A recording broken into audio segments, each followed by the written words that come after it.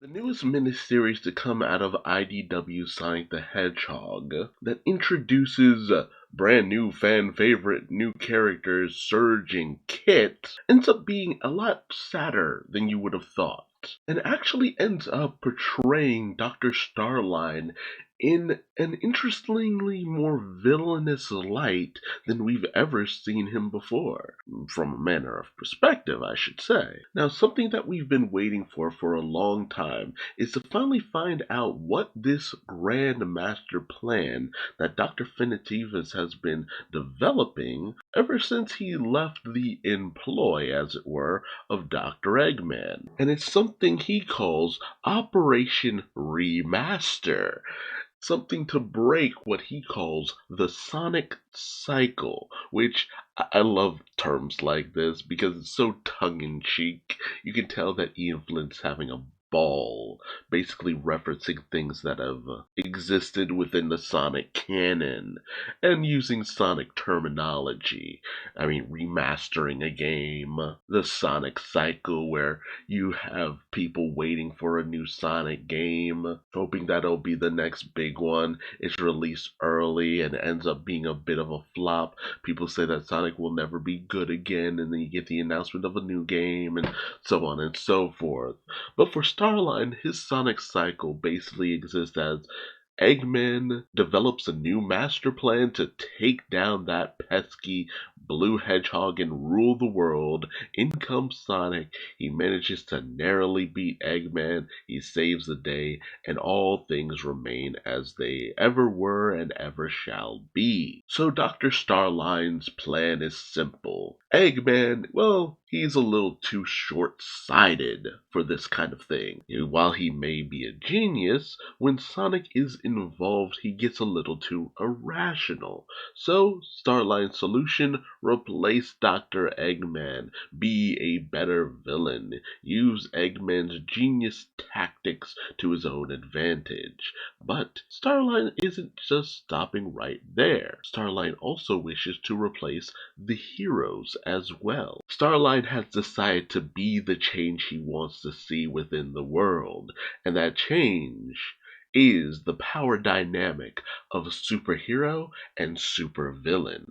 Starline wants both under his control. Control the narrative, and you can control the world. Thus enter the new Scourge to IDW Sonic the Hedgehog, Surge the Tenric. She's cool, she's rude, she's got attitude, and electrical powers to boot, channeled through any bit of metal she might be wearing. She can spin dash with the best of them and take down robots like it's nobody's business. Although she has a little bit of that brash bravado of a true hero programmed into her.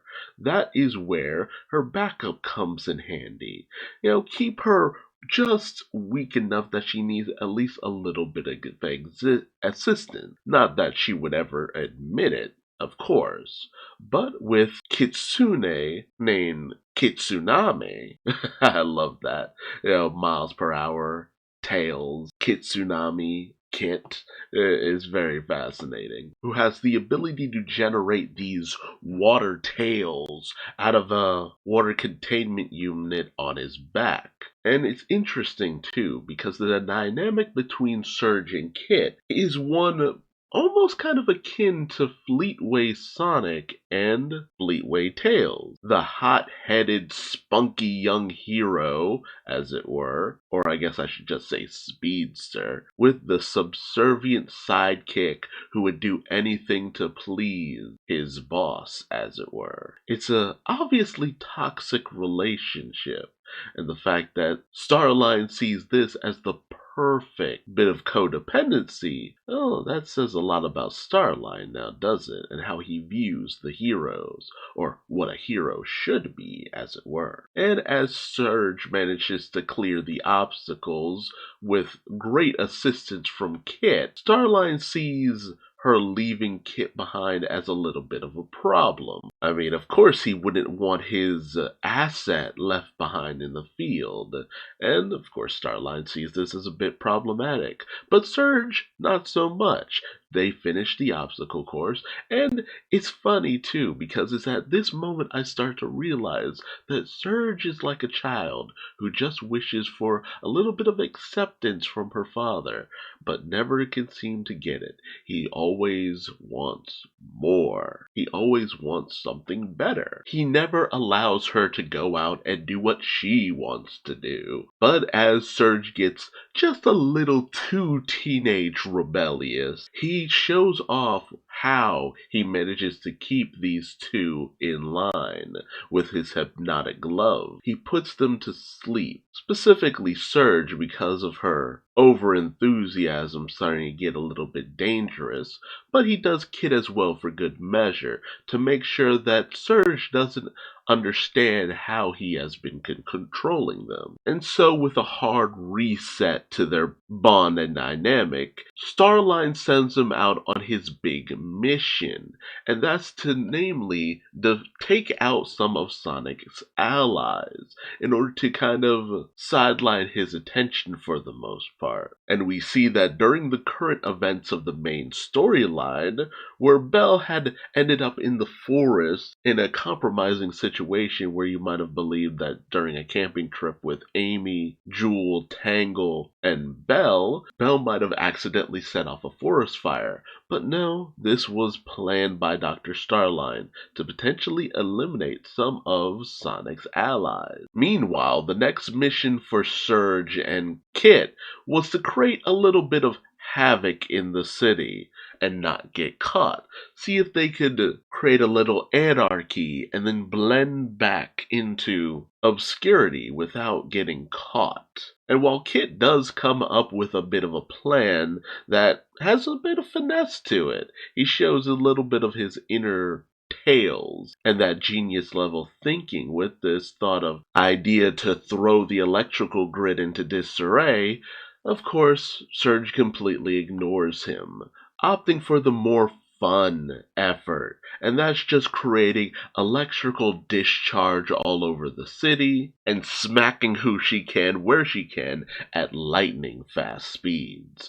Meanwhile, Starline, he's got a little bit of a different mission at hand, and that's namely finding out what Tails might have discovered about him, as he knows that with the capture of Belle, who was a great boon to his experimentation, and the key in developing both Kit and Surge and bringing them into full fruition, if Tails were to ever connect the dots of Starline to these new creations and his capture of Belle, it might be a little too easy for Tails to come up with a countermeasure to what Starline has put in motion. And so he tries to access Tails' workshop. I gotta say, I absolutely adore the fact that upon seeing Tails' workshop, Starline's just like, well, Mr. Prower, on a certain level, you and Eggman have a lot more in common than you would actually like to admit. Like, what does it say about a person who creates an office in the shape of their own face? But Starlight has an absolutely impossible time getting in, even with his powered tricore. And even Kitsunami's Aqua Tails can't find an opening within the office. It's airtight. Once again, Surge wants, as she puts it right out there, a little bit of recognition. She wants that attention. She wants that praise. She wants to be seen as amazing. And if Starline wants the door busted down, she'll do it by force. But Starline isn't trying to gain any attention, so he calls a hasty retreat. And unfortunately, their exploits within the city end up not really going to plan. Spoiler for the next issue of the main book, but Amy and the girls managed to stop the raging wildfire. Surprise, surprise. But it was also clear to the populace that the disasters that they faced within a certain part of the city were the result of a new villainous entity within their home, more or less minorly alerting the heroes of the presence of a new super speedy villain. But Surge tries her best to see the fact that they didn't caught as a form of win, not willing to accept the convoluted intricacies of Starline's plan. She's tired of all the planning. She's tired of all the thinking. She's tired of all the inaction. She's ready for the doing, namely the smashing. Her fist, Sonic's face, a match made in heaven, as it were. But Starline points out the fact that there's massive flaws in what Surge is trying to do. There's no guarantee she'll be fully able to overcome Sonic, and even if she were to do so, Sonic has a plethora of friends who would come to his aid in a moment's notice. And while Kit could back her up, there's too much left to chance for Starline's taste. But as the discussion goes forward, Surge starts to question a few things. Why does she want to take down Sonic? She's never even met Sonic. Why does she want to beat them so badly? And when it comes to Kit, why does Kit keep trying to help her? Why does he keep trying to come up with plans? Why is he so ride or die for her? She doesn't treat him well. She doesn't even like him. She doesn't even understand why he likes her. None of it makes sense. And therein lies the biggest flaw in Starline's plan. There's no development for these two characters in the same way as Sonic. They haven't grown together. They haven't developed the bond. They don't have their own reasonings as to why they would do anything. Anything that Starline is trying to ask. And while he does try to reboot them yet again as they're getting a little too close to the truth of their origins, he starts to question if maybe a backstory would put them under better control. But that's when things go a little bit sideways. Surge has started to develop a bit of an immunity to the constant hypnosis Starlight has been using to keep her in check. And while he does manage to force her back into her reset state, this has given Starlight a bit of a fright and a bit of a pause. He might need to start moving up a few timetables. He never considered that there might be some form of resistance developed to the hypnosis. Starline realizes that he might need to bump a few things up here and there and give the two a sense of accomplishment moving forward. And while he's not too keen on potentially putting them truly out into the field, he decides a bit of gaslighting is needed to keep them placid, make them think that they were injured in a training accident, and it was only thanks to Kit's quick thinking that things weren't even more dangerous than they could have been, indebting Surge to Kit to a little bit of a degree, enforcing her need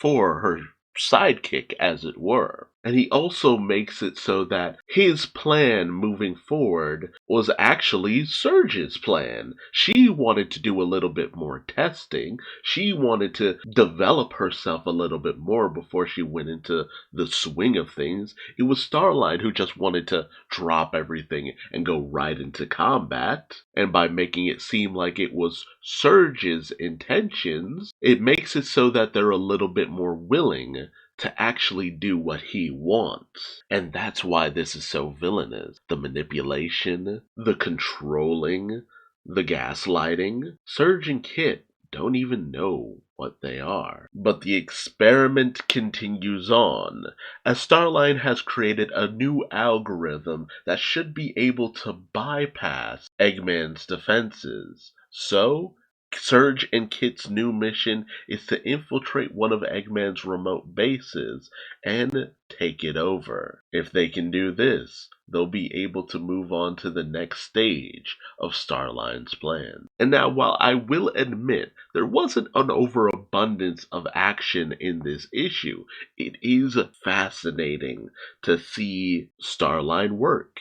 It's devious, it's dangerous, it's diabolical. He's created these two beings from the ground up, but has given them no knowledge of the fact that they are artificial beings, creation by the good doctor. He's made it seem as though he simply imbued them with this power to destroy Sonic.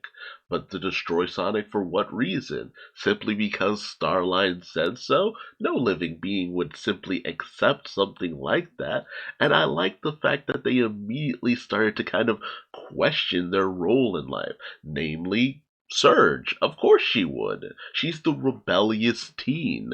Very reminiscent of the Sonic knockoffs of yesteryear, such as Bubsy the Cat. As Sonic was always said to be the cool dude with attitude, but that attitude was never truly at the forefront. Not like it is with someone like Surge. So she's very reminiscent of the early 90s stereotype of the badass. And as I've said before, Kitsuname's need to please Surge and their codependence on each other is so very toxic.